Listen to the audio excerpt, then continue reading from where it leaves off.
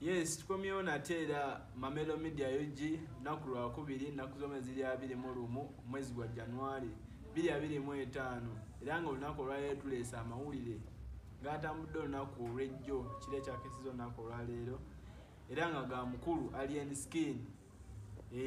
Tugenda kugusa ensonga, tugenda kyogerawo tukubaganyeko ebirowoozo ze n'omuntu wammwe gwe mumanyi obulungi agusa ensonga tunulira ensonga n'agibawanga bwe mugyetaaga okugimanya. Tugenda kukyogerako tulabe kigenda mu maaso. Omukulu sawumbulizeewo ku bantu. Abantu abaliko mbalamusizzaako mwenna, amannya n'eddoboozi Comrade Chris, omuntu wammwe era gwe mumanyi obulungi ennyo. Akasana ko e Uganda keemamula, sijja kuyita kwokya wabula kwemamula. Kaaka kali kati oba tolinaako 5GB ku mutwe ng'oli musino simanya MBs 300 MBs zosigazaako, please tokatambuliramu. Ojja kuyita woosula weerabire nti oli mu Uganda ate otuuke n'akaseera makindye ogiyite ekibuga ekiramba oba ensi ennamba onaawulira naye nga mbalamusizzaako mwenna. Yes, nga tugenda mu maaso olunaku ekiro kyajjo nabadde mpitayita ku mikutu social media platform ku X, the former Twitter, nendaba posti y'omukulu Alien Skin ng'agamba saagala kuddamu kulaba official yenna nga wa NRM ng'asalimbira ewuwe era buli oyo eyamuwa ssente za campaign akeere ewuwe azinone. Kye bayita okweyambulula. Mu bufunze omwana yakutte bo officials ne NRM yonna n'agikola bw'ati n'agikasuka eri bweri wa gate ne yeeyambulula n'agamba okuggyako nga faani yazeewe nga muwagizi naye obanga okimanyi oli official yakina honorable simanyi ba MP simanyi bani simanya nze speaker tojja nze minister Kasolo omwana mulwana Patrick anaamalako n'ekintu ekyo Patrick kati awe neebuuliza ye ng'omuyimbi n'enkolagana ye gy'abadde alina n'aba NRM kimuleka wakimuteeka mu category ki essaawa eno. Omanyi ekigambo kye bayita dilemma kitegeera bulungi ddala kati kyekiyinza okubeerawo ku fango. Having said so, ntunuulidde okusinziira ebbanga limaze nga ngoberera music industry, ebbanga lyendabidde Alien Skin n'engeri gyazzeemu, kuba ekyomukisa omulungi azze ffenna tulaba teri kutunyumiza, tubaddewo nga tulaba Alien Skin mu kujja kwe. Tusooke tutunule ensonga eri bbiri mu nsonga zino. Ekintu kino kye yakoze akitegeeza kuva ku mutima oba waliwo message gye yabadde aweereza abantu abali mu NRM. Kya mu ngeri bbiri. Njagala tukyanalyzinge bulungi nga ojje kwata kye yawandiise okisengejje ojjemu hidden meaning erimu ng'ojjeko kye yawandiise.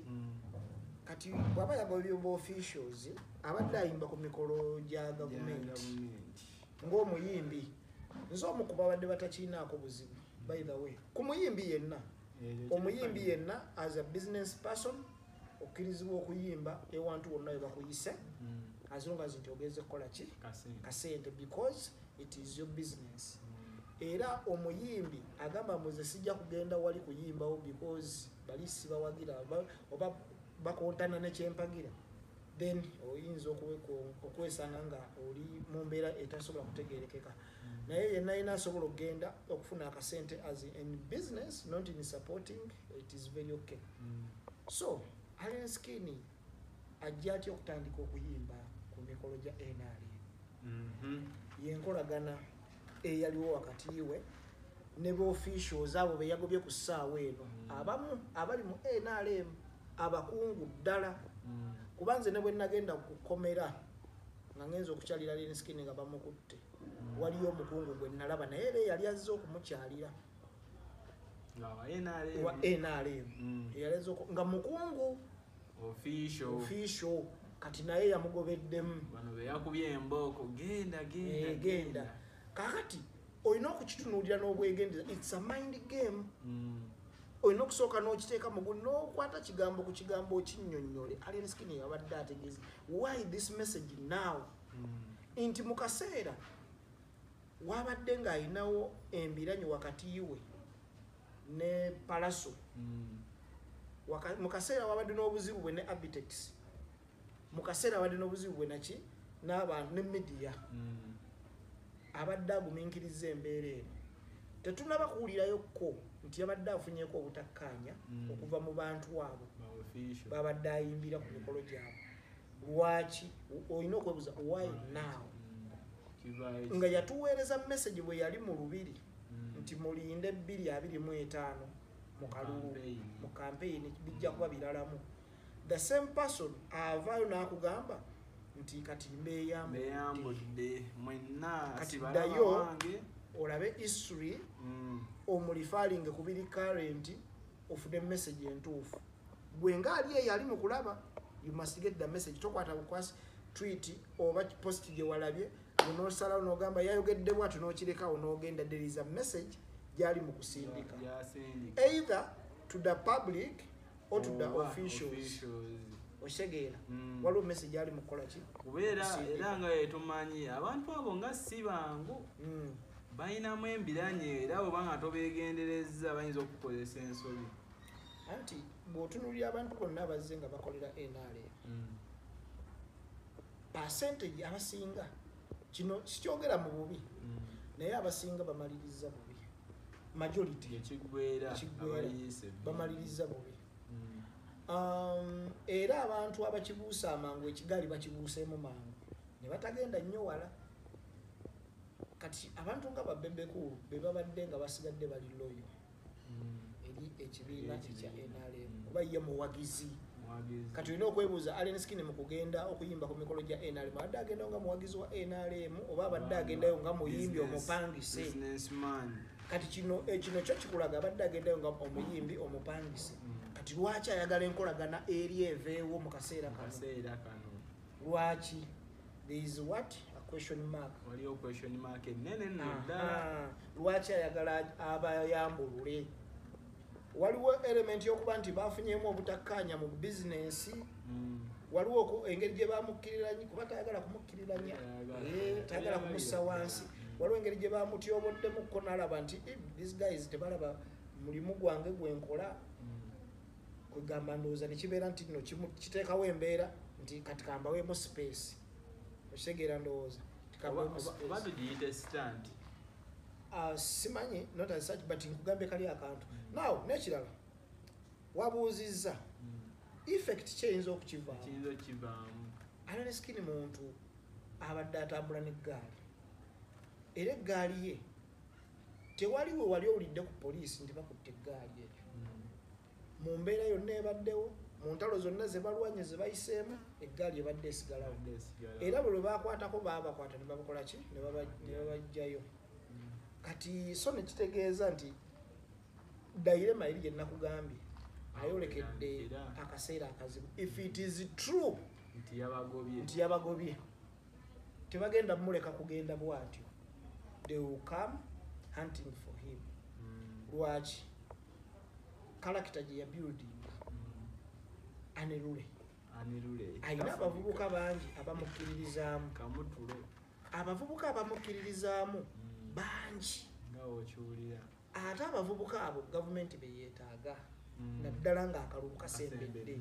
Kati tebasobola kukuleka okwate fani base yo yonna enamba yonna ogitwala wa Mpuuga ogitwala wa Nsereko kuba naye ajja oba ogitwala wa Kyagulanyi.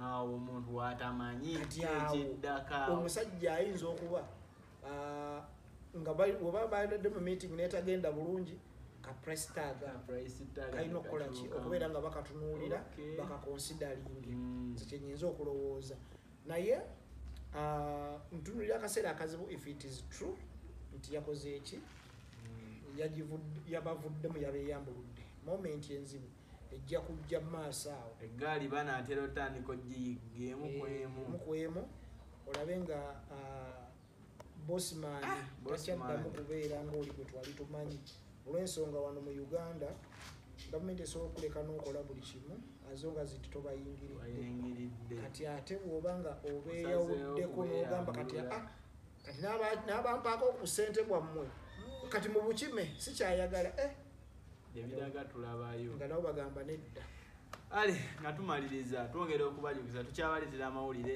amalungi aganyuma era tetunabamanya kigenda mu maaso essaawa zino eno kyonna ekinaaba kyanukuddwa ebinaavaayo nga tebitambudde bulungi ebinaatambula obulungi bye banaaba bakakasizza tetunamanya kituufu yakyogedde oba yabadde ayisaawo buyisa so mubeereeko mwekumire ku mutimbagano Mamelo Media yogi likinga subscribinga sharinga link tulabike nga tutamuze ensonga mukulu sawa sibuliye ku bantu abantu mbagala nnyo bebali kugoberera emirimu gyaffe gye tukola amina kimukola ky'amaanyi era kituwa amaanyi okweyongera okusigala nga naffe tubaweereza ku YouTube kwetuli ku TikTok kwetuli ku Facebook tujja ne ku Instagram mukama abatukumire for God and my country mwelaba